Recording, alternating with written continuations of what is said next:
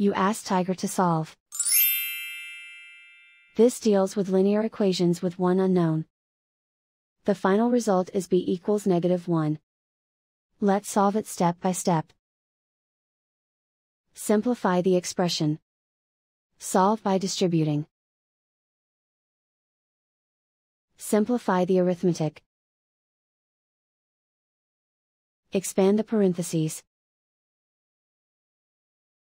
Group like terms. Simplify the arithmetic. Group all b terms on the left side of the equation. Add 7b to both sides. Group like terms. Simplify the arithmetic. Group like terms. Simplify the arithmetic. Group all constants on the right side of the equation. Subtract 7 from both sides.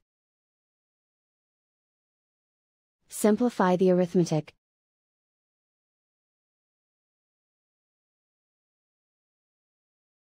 Isolate the b. Divide both sides by 5. Simplify the fraction.